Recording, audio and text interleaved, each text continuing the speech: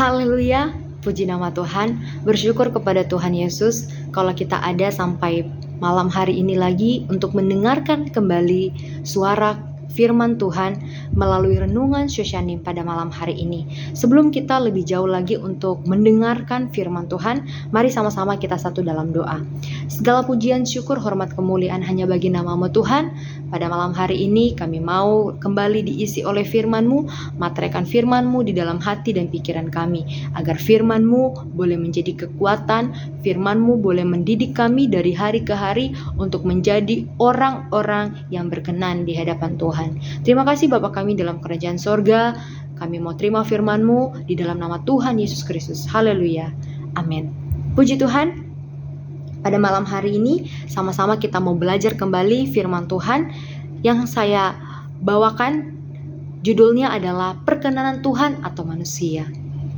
Terkadang kita tidak mengerti apa yang menjadi perkenanan Tuhan dalam hidup kita dan apa yang menjadi perkenanan manusia. Terkadang kita lebih cenderung untuk mencari perkenanan manusia dibandingkan perkenanan Tuhan.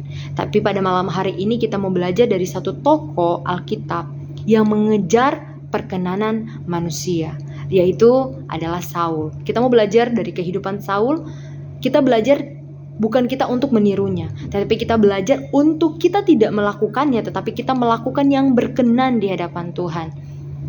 Sama-sama kita buka Alkitab kita di dalam 1 Samuel pasal yang ke-13 ayat yang ke-14. Demikian firman Tuhan. Tetapi sekarang kerajaanmu tidak akan tetap.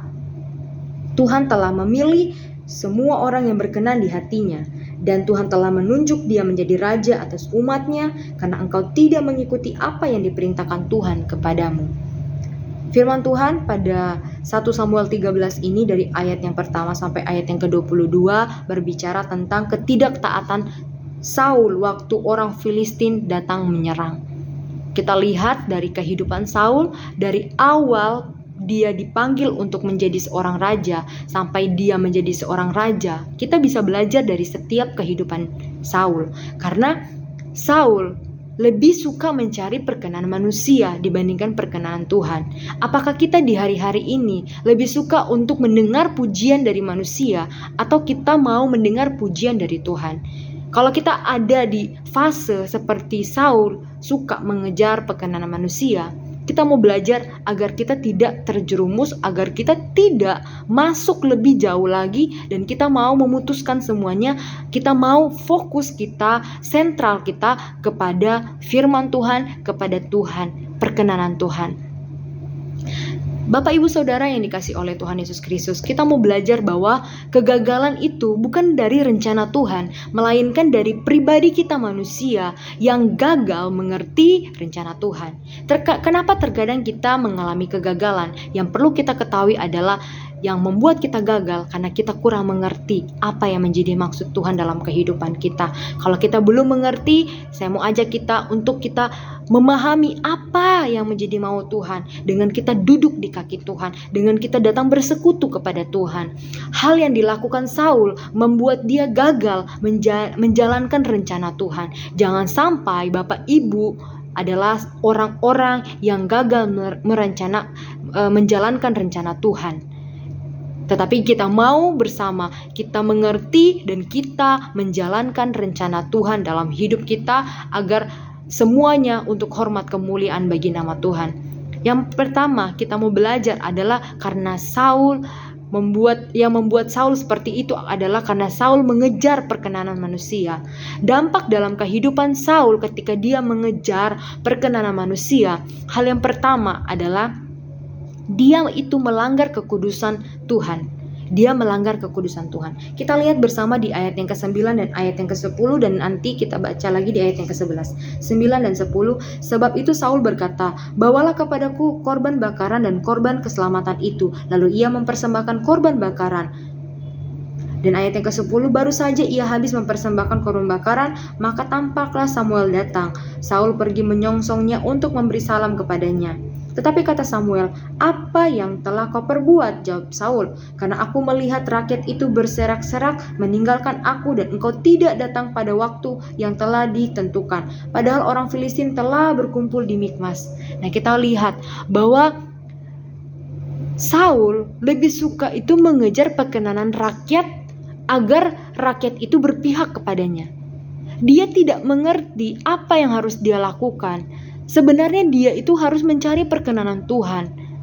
Dibandingkan dia mencari perkenanan rakyat, yang seharusnya dilakukan yang saya katakan adalah yang tadi, dia harus mencari perkenanan Tuhan. Tetapi kita mau lihat bahwa Saul melakukan yang tidak Tuhan senangi. Dan hal yang kedua yang kita mau pelajari dari kehidupan Saul adalah dia itu terbiasa untuk melanggar perintah Tuhan.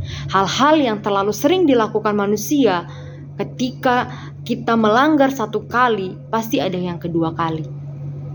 Istilahnya itu pasti ketagihan. Jadi ketika satu kali sudah melanggar, jadi kayak lebih meremehkan lagi.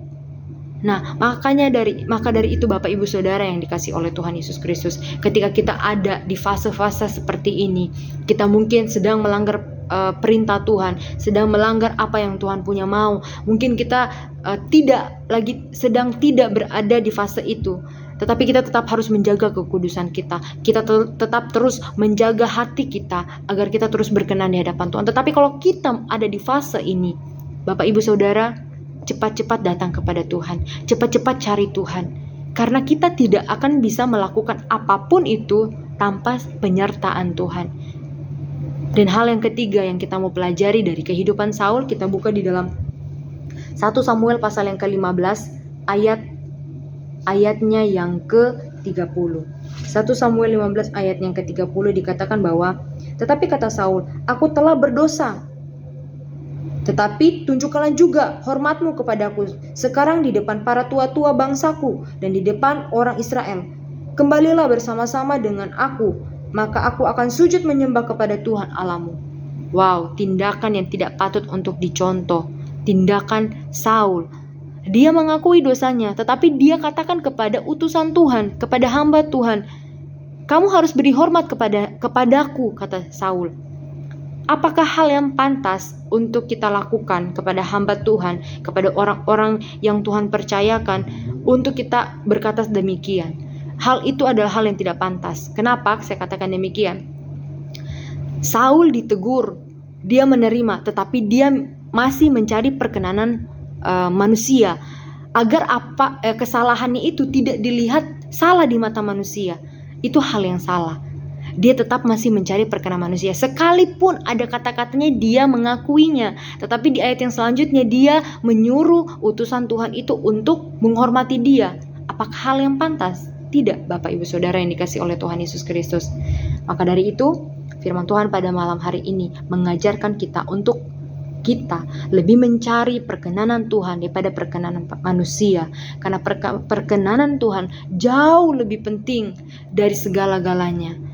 Ketika kita sudah berkenan di hadapan Tuhan, apapun yang kita lakukan, semuanya akan layak di hadapan Tuhan. Semuanya baik di hadapan Tuhan. Demikian firman Tuhan yang dapat saya sampaikan pada malam hari ini. Mari kita sama-sama kuatkan diri kita, kuatkan hati kita, kita giat bersama, kita berpegangan tangan agar kita boleh menerima perkenanan Tuhan, agar kita boleh memiliki satu tujuan untuk kita layak dan berkenan di hadapan Tuhan. Demikian firman Tuhan yang boleh saya sampaikan pada malam hari ini. Biarlah Roh Kudus memberikan pengertian yang lebih kepada Bapak Ibu Saudara pada malam hari ini. Saya hamba Tuhan terbatas untuk berkata-kata, tetapi biarlah Roh Kudus yang tidak terbatas untuk menjamah dan membukakan dan menyingkapkan hal-hal yang tersembunyi dalam kehidupan kita. Untuk itu mari kita satu dalam doa. Segala pujian, syukur, hormat, kemuliaan bagi nama-Mu Tuhan. Kami sudah belajar lagi Tuhan dari hamba-Mu Saul, bagaimana hal-hal yang tidak perlu kami lakukan ketika kami mencari perkenanan manusia, tetapi kami mau belajar untuk mencari perkenanan Tuhan di dalam kehidupan kami. Karena kami tahu Tuhan, itu yang Tuhan mau dan Tuhan rindukan dalam setiap umat-Mu, hamba-hamba-Mu Tuhan. Untuk itu Tuhan, ampuni kami kalau kami melakukan hal yang tidak berkenan di hadapan Tuhan. Kuduskan hati dan pikiran kami, ajari kami untuk terus memiliki roh kerendahan hati, roh penundukan diri, untuk kami boleh mengerti dan memahami firman Tuhan dalam hidup kami. Terima kasih Bapa kami dalam kerajaan sorga. Ini doa syukur kami pada malam hari ini. Kami serahkan semuanya ke dalam tangan Tuhan. Di dalam nama Tuhan Yesus Kristus kami sudah berdoa dan mengucap syukur. Haleluya, haleluya. Amin. Puji Tuhan, terima kasih. Tuhan Yesus memberkati.